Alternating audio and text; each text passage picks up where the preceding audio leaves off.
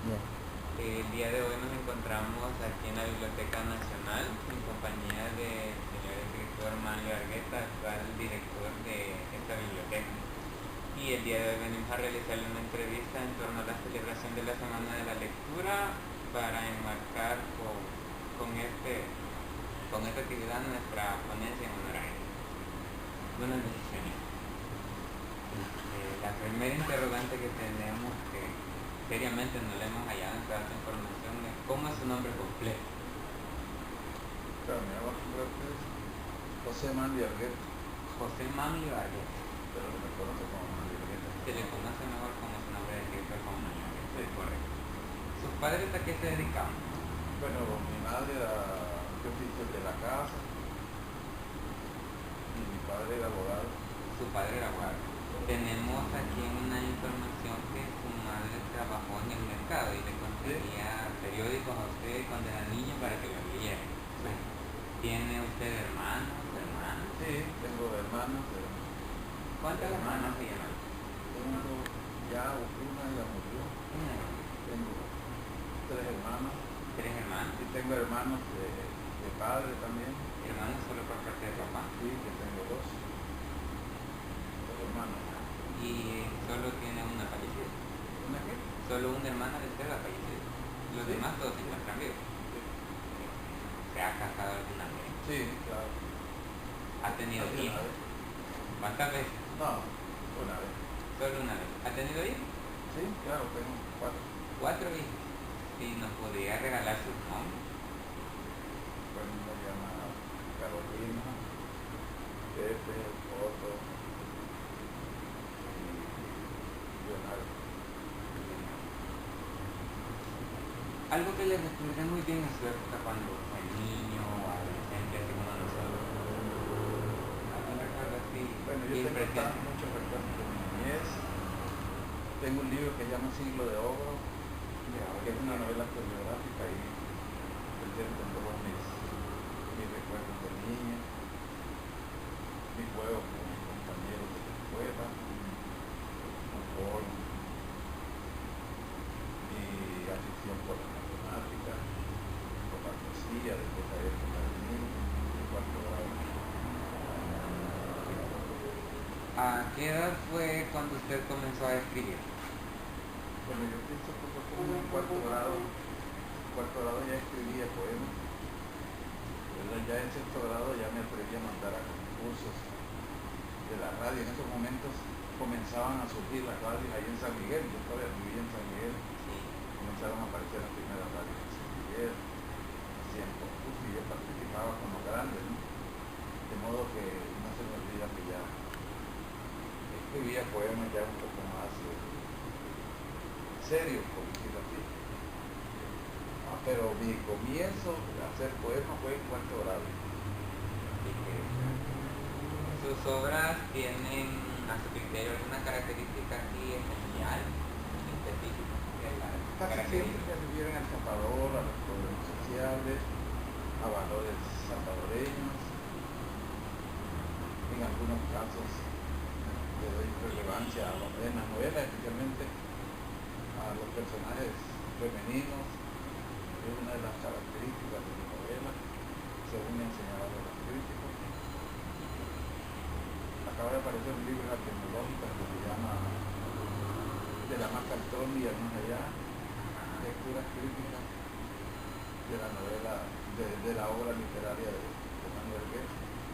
Te lo digo para que lo conozcan, el nombre es muy largo.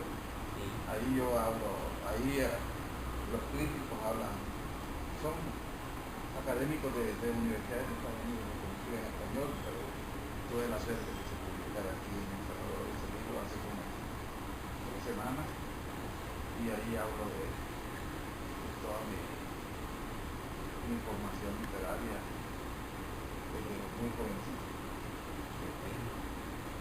¿Cómo descubrió este don especial usted para la poesía y la escritura? Pienso que porque mi madre desde que yo estaba niñito, yo comencé de muy temprana edad a gustarme la poesía y a atreverme a hacer poemas, porque mi madre me decía poemas que ella se sabía de memoria y ella disfrutaba de decirme sus poemas para demostrarme su memoria prodigiosa, ¿no? Porque ella los había leído mucho tiempo atrás, cuando era adolescente, y lo guardó en su cerebro y para sus futuros hijos, y realmente a todos nos decía los poemas. ¿Hubo alguna persona, poniéndolo así, aparte de su mamá, que influyera directamente en su vocación por la escritura? ¿Algún escritor en especial? ¿Algo que lo motivó a usted a lanzarse? No, ninguno. Fue una vocación desde mi infancia. Yo creo que la lectura de estos poemas de memoria que mi madre, y quizás mi afición a la lectura, desde que aprendí a leer, me encantó la lectura.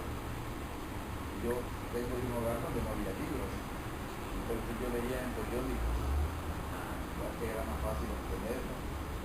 Como era niño, no me importaba si era el periódico del día, sino que mi madre lo que hacía era que me compraba periódicos viejos, no que eran muy baratos, ¿no? Me vendían un rollo de periódico. Pero ahí yo me daba gusto leyendo todo, aunque no fueran cuentas actuales. No, es lo que se ve en un periódico en esa época. Sí. Pero las noticias, es decir, por lo menos ya me fueron gustando algunas noticias. A esa edad, pues no te gusta cualquier noticia, ¿no? A los 7, 8 años. Pero sí las tiras cómicas y otras secciones importantes. Pero fíjate que ya más tarde también, ya quizás en cuarto, quinto grado, yo ya leía las páginas literarias. En aquella época había páginas literarias, suplementos literarios en los 3 periódicos más grandes del país. Ahora no hay. Hay publicaciones sobre literatura o cuestiones de libros, pero suplementos literarios no hay. De modo que yo conocía la literatura salvadoreña, los poetas jóvenes y los poetas clásicos, leyendo los días domingos estos suplementos literarios, ya que a San Miguel no llegaba a sus libros, ni yo tenía forma de accesar a libros. Además, ni hay, incluso ahora, en esta época, es difícil contar con librerías y con libros. Por eso estimulamos tanto nosotros por la lectura, queremos que la gente lea, estímulo bastante la cercanía con los libros, hacernos amigos de los libros.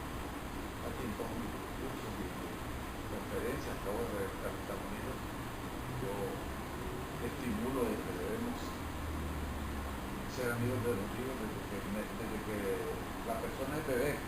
Sí. Desde los 5 meses, 6 meses, hay que darle el libro como un juguete para que se vaya acostumbrando a ser amigo del libro, porque en El Salvador nos acostumbraron, nos impusieron la enemistad con el libro. El libro siempre fue un enemigo aquí, porque transmitía ideas que no les competía a los gobiernos autoritarios. Nos habla de 3 periódicos bastante preponderantes en aquel entonces. ¿Cuáles eran? Bueno, son los mismos que ahora, la prensa gráfica, el distribuidor, pero había otro. Yo recuerdo que mi madre me suscribió ya a los 8 años a un periódico, cuando ella vio que me encantaba leer, me suscribió a un periódico, creo que era el Gran Diario de la Nación. No te olvides que en esta época, bueno, no teníamos radio, ni había televisión, sí. De modo que yo disfrutaba las tiras cómicas a colores. Eso se llama el Gran Diario de la Nación. El Gran Diario de la Nación. Por total, toditas sus obras, novelas y poemas, ¿cuántos serían? Bueno, hoy estoy escribiendo mi 10ª novela, que es lo más fuerte, no escribir novelas. Sí. Casi todos los novelistas, lo más que han escrito son 3 novelas, incluyendo Salarrué, Grupo Lindo. No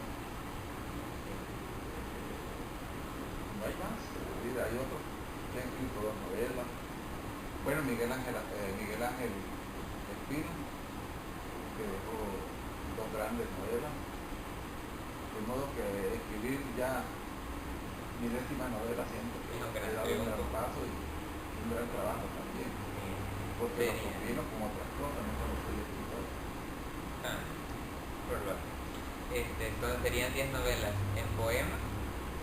En poemas he publicado 3 o 4 libros, pero en el 2007 un investigador de la Universidad de Liverpool en Inglaterra hizo una investigación de todos los poemas publicados en suplementos literarios, en revistas, de El Salvador, de San Miguel, de Cuba, de México, y me publicaron el libro en los Estados Unidos.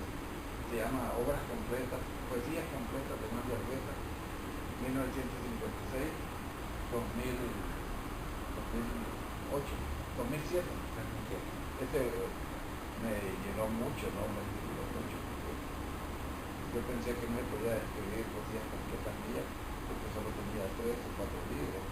Sí. Pero como se trataba de un investigador, él vino incluso fue a San Miguel a entrevistarse con mi madre, estuvo en Cuba viendo periódicos y revistas. Este investigador, el doctor Apalson, se llama, tiene un nombre raro, es de origen irlandés. Sí. Y me encanta esa idea de que un irlandés, imagínate, una isla ya Lejísimo de nuestro país. entre hielo y fuego, ¿no? Una isla de hielo, pues, que se dedique a investigar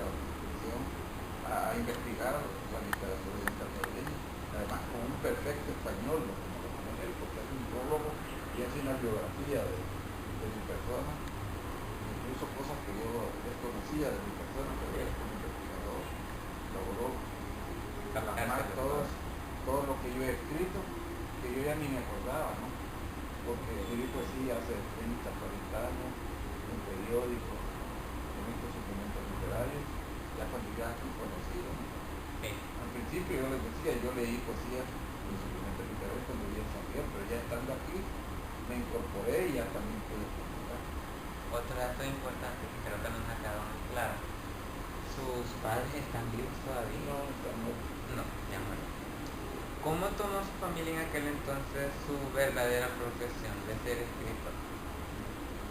Bueno, yo creo que no, por ser familias sencillas, pues no, nunca le dieron una dimensión a la profesión de escritor. El que se la ha dado he sido yo, ¿no? Personalmente.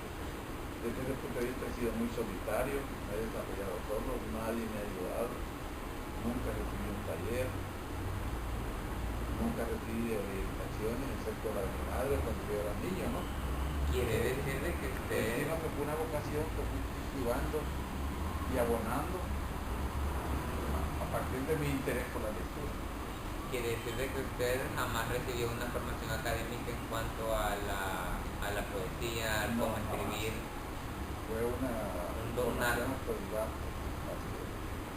Muy interesante. Tenía derecho. Sí, Pero encontramos que Oscar su educación en jurisprudencia y ciencias sociales. Sí, nada de poesía, era nosotros mismos los que cultivábamos con mi grupo de literarios, el círculo literario universitario. Sí. En el tiempo de nuestra guerra civil, ¿usted sufrió de algún tipo de persecución política por la publicación de sus libros? Bueno, yo desde antes, sí, un poquito desde antes de la guerra, desde los años 60, por nuestros poemas, nuestras posiciones, nuestra rebeldía frente al autoritarismo, frente a las injusticias, no solo mi persona, sino que todo el mundo. Pero estaba conformado precisamente por cuántos poetas, todos eran poetas, ¿verdad? Sí, poetas y escritores. Bueno, estaba Ítalo López Fallecido, Álvaro Méndez Leal, especialmente Armijo, ya te decía, Roberto Armijo, José Dasco, Tirso Canales, y todos tuvimos persecución. De modo que ya en tiempos de la guerra, yo ya estuve fuera del país en tiempos de la guerra. Precisamente en Yo Costa salí Rica. en el 72, después que se tomaron la universidad. Sí. Yo era el director del editorial universitario. Sí. Y pensaba que tenía que dedicarme a escribir, había escrito poco por dedicarme a cierto activismo social, y me sentía que la vocación de aquel niño que le gustaba la poesía tenía que desarrollarse, y entonces opté por salir al exilio, no quedarme en el país. No sabía que iba a haber una guerra, estamos hablando del 72, es así como ahora estoy vivo, quizás no estuviera vivo si fuera por Sí, porque casi seguro, lastimosamente en ese periodo murieron varios casi seguro, y poetas además porque yo había sido un participante muy activo, ¿no?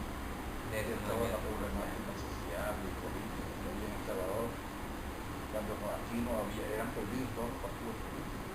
Sí, Antes del 61, que se da, en 1961, sí. que se da la primera ley de partidos.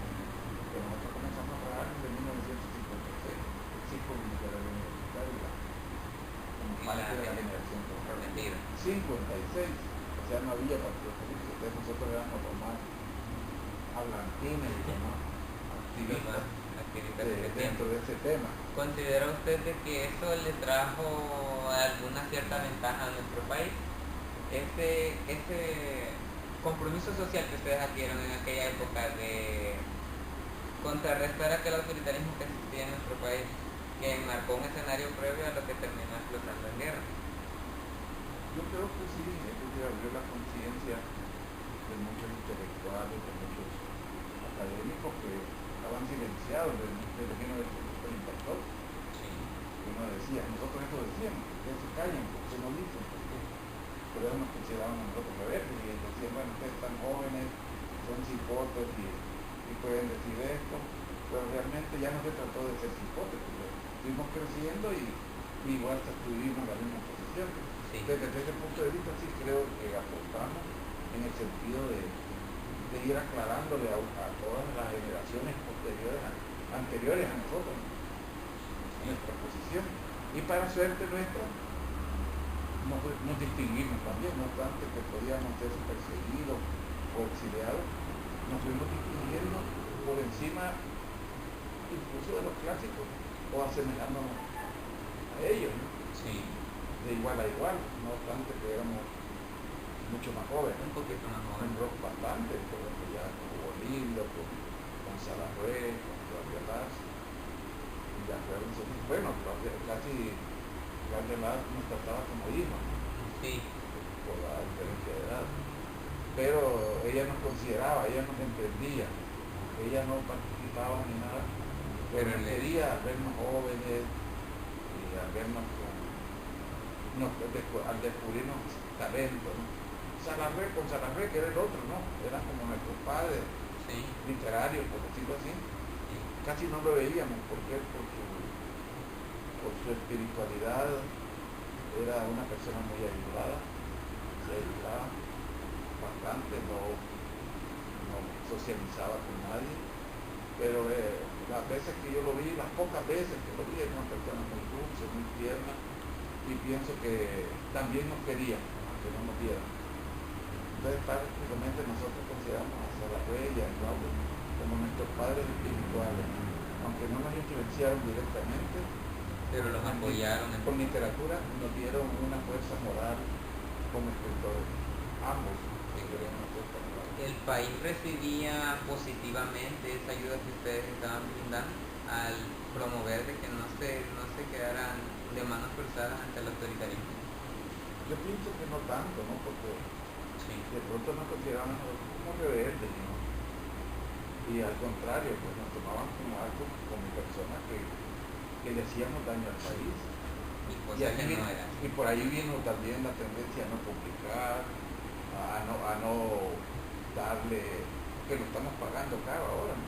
Sí, A no darle prioridad a las lecturas y al libro. Gracias a Dios, pues ahora después de los acuerdos de paz, todo eso ha cambiado, pero es difícil cambiar de la noche a la mañana también, claro. toda una historia. Entonces por eso nosotros promovemos la lectura, yo especialmente promuevo el libro, digo que el libro es importante, que hay que leer, y aquí desde la biblioteca, desde el Plan Nacional de la Lectura, de la Secretaría de Cultura, se promueve la lectura, pero eso no es de la noche a la mañana, repito, ¿no? Sino que tiene que ser un trabajo permanente. A lo mejor esos 60 años de retraso respecto a lo literario y el libro y la lectura, necesito otros 30 años por lo menos para que cambie y seamos una sociedad diferente, porque yo creo que la lectura, el libro, los valores artísticos forman una sociedad más sensible, más solidaria, más tolerante. Y si nosotros tenemos esa sociedad, lo que vamos a hacer es una sociedad feliz. Por ahora tenemos tantas desgracias, tantos dramas, que no se solucionan de hoy para mañana, sino que es un proceso y un trabajo continuo que no sabemos hasta cuándo habrá, hasta el 2020, que se consolide, ¿no? Sería un proceso de tiempo. ¿El por qué es el título de Un día en la vida? Bueno, porque yo pensé que tenía que ser una novela corta, Sí. me urgía hacer una novela y tenía que ser corta. Había un certamen de un concurso de novela aquí en la UCA, editores, yo vivía en Costa Rica. Es la única manera de poder participar, era escribiendo rápido una novela. Entonces ha sido la novela que es más rápida. Parece mentira que la novela que más me representa, más me ha dado a conocer en el mundo, lo escribí en 3 meses. ¿En 3 meses? Mientras que las otras novelas me tardó 3 años y hasta 5 años. Yo soy un escritor muy lento porque hago otras cosas. Sí. No soy un escritor que solo me dedico a escribir. Me dedico a promover la lectura, a promover los valores nacionales, a trabajar para la vida también. Sí. De modo que sí, pensé que si le ponía un día en la vida iba a tratar de ser más breve para poder terminar. Y lo terminé y mandé al concurso aquí y gané el primer premio. Y ahí comenzó a cambiar mi vida porque empezaron las traducciones, porque conocí el mundo, aunque yo no vivía aquí. Sí. Empezaron a invitarme de universidades, de Estados Unidos, de Alemania, de Suecia, de Francia. Y bueno, un día en la vida para mí representa la obra que me hizo más reconocido internacionalmente. En Un día en la vida, los hechos que usted narra en esta novela están basados en hechos reales. Sí, casi toda mi novela está basada en hechos reales. Pero un día en la vida, sí, me basé en un testimonio, un solo testimonio, Sí. muy breve, por cierto. De una joven. No se me olvida el cassette, por cierto, lo traje, el cassette grabado por se me partió. Sí. Solo de 1 hora o media hora en un lado y 15 minutos al otro. Ajá. De manera que no se me olvida porque era un lado completo, media hora y 15 minutos más. O sea, era una entrevista de 45 minutos. Esa fue la clave para escribir la novela. Aunque yo tenía otras entrevistas, porque yo trabajaba en Costa Rica con los vecinos salvadoreños que estaban refugiados en Costa Rica. Renuncié a mis clases de la universidad que daba en Costa Rica para dedicarme a trabajar con ellos. Y fue así como yo conocí como ellos, sus sentimientos, sus dramas, sus temas, por qué estaban en Costa Rica, cómo era la persecución. Y la impresión porque soy un gran conocedor de lo que estaba pasando, pero realmente lo conocía a través del contacto con los campesinos salvadoreños que vivían en Costa Rica. Y en la vida construida totalmente en Costa Rica. De un gran éxito internacional. El testimonio está basado en una persona que vivió la guerra directamente en nuestro país. Bueno, era una persona que vivía en Chalatenango y que salió a una gira para denunciar el bloqueo que se había hecho a la ciudad de Aguilares. Sí. Que salieron 5 mujeres por varios países y llegaron a Costa Rica. Ahí me las encontré y le hice la entrevista. Qué bueno. Durante el exilio que usted sufrió en Costa Rica, ¿cómo fue su vida? ¿Cómo se sentía usted estando lejos de su país? Bueno, muy feliz de cierta manera, porque me permití escribir. Lo que me haya pasado. Bueno, ahí terminé de escribir Papelito en la Zona Roja, que ganó el premio latinoamericano de novela. Sí. En Costa Rica yo me dedicaba a hacer libros. Esto a mí me alegra, pues, porque imagínate, aquí éramos enemigos de los libros. Y allá por lo menos se le dio la oportunidad. Pude hacer libros en una editorial muy famosa de esa época, se llamaba Educa. Y di clases también y después, cuando llegaron los campesinos salvadoreños, renuncié a las clases de la universidad, pero no renuncié a hacer libros, siempre seguía haciendo libros, pero me dediqué ya más por completo a trabajar con los salvadoreños, que eran como 18,000, y todos eran pobres, campesinos pobres, ¿no? Así que me sentí muy bien trabajando con ellos, conocerlos, me sentía ligada al trabajo conmigo de ellos. Fundé un instituto cultural salvadoreño ya, donde ellos participaban, además estaba en el centro de San José, no me lo tocaron. Sí, y en el centro. Entonces ellos llegaban, tenían grupos de danza, escribían poemas, y trabajaban ahí como algunos como empleados, hacían artesanías. De Salvador. De Salvador, claro, y teníamos también un cafetín con comida salvadoreña, con pupusas. Entonces yo creo que uno de los primeros que llevamos a San José. La cultura salvadoreña. Y la cultura salvadoreña sí a través de ellos, ¿no? Porque antes no había habido esa oportunidad. El Instituto Cultural Salvadoreño antes nunca había existido. Tienes casi imposible. Raras veces se considera eso, que alguien llegue a otro país a promover su misma cultura. ¿En qué año regresa usted a El Salvador después del En el 92 regreso.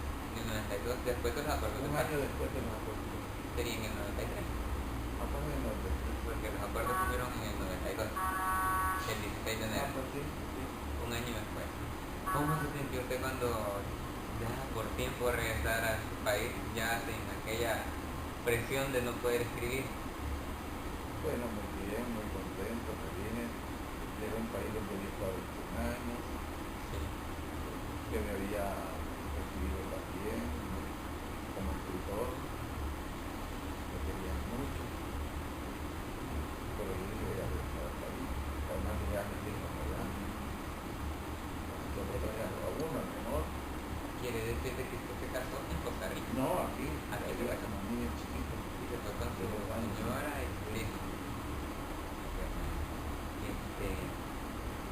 ¿Le costó desprenderse de su vida en Costa Rica para regresar a El Salvador? Me costó como adaptarme De nuevo al a país. la forma de ser cultural, a las relaciones y a la comunicación. Ya son diferentes, todavía hoy yo siento que soy diferente cuando mi forma de trabajarme con las personas, porque eso no cambia tampoco de la noche a la mañana, como que es un proceso de también que Costa Rica lo ha tenido desde los años 48, imagínate la delantera que nos lleva, ¿no? Sí. Es decir, el respeto, la tolerancia, el trato educado con las personas. Por eso tenemos que ir aprendiendo poco a poco. El respeto a las leyes, la igualdad de todos ante las leyes, ante la Constitución. Todo eso nosotros hemos ido aprendiendo poco a poco, todavía no lo hemos aprendido, ¿no? Sí, nos Todavía falta lo vemos mucho todos que los días, aprender. nos falta mucho. Las relaciones laborales son diferentes también. O sea, hay más protección a los derechos del trabajador, hay menos presiones de empleo, hay menos desempleo, ¿no? Sí. Hay menos gente en la calle que tiene cosas, la gente que tiene un empleo. ¿Por qué considera usted que se ha perdido hasta cierto punto el fomento a la lectura? Yo pienso que por el autoritarismo de los años, desde los años 30. Sí. Por eso te digo, no es tan fácil, es decir, son demasiados años. Todos nos acostumbramos a hacer como nos dijeron que teníamos que hacer. Y eso, nuestra mentalidad se retrasó desde ese punto de vista. ¿No? Que para volver para hacer más,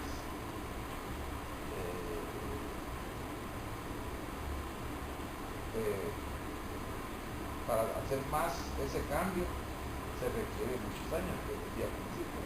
Sí. Trabajar mucho en la escuela, el sistema educativo, que el maestro sepa que es importante. No necesariamente el maestro lo sabe ahora. No todos lo saben, porque ellos se educaron en ese actualitarismo. No tienen por qué, no tenemos por qué exigirles que ellos sean diferentes y son parte de una cultura nacional. El autoritarismo, el pacifismo y todo, el no leer, porque si se leía lo podían matar. En esa época los maestros, pregúntenle a sus maestros, tenían que enterrar los libros, o quemarlos. Entonces imagínate Porque qué mentalidad incluso se de los llegaban a sacar de las escuelas, dicen. sí, te podían matar por tener un libro. O sea, imagínate qué mentalidad se puede formar y qué amor se puede tener por el libro si sabes que has corrido peligro.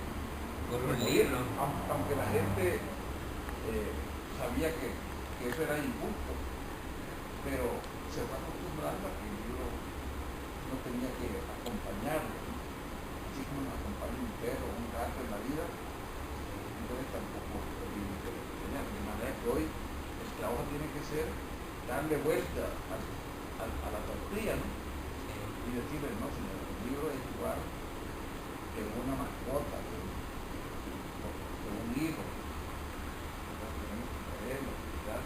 Porque eso implica desarrollo en un país. Y además es un complemento importante en la educación de los jóvenes. Sus libros, ¿a qué países han llegado a ser publicados? ¿En qué países, hasta qué países han llegado sus ensayos, sus novelas, poemas, obras? Bueno, la última traducción fue en la India, que la estaba en Israel, en hebreo, en Rusia, en Ucrania, y luego en casi toda Europa.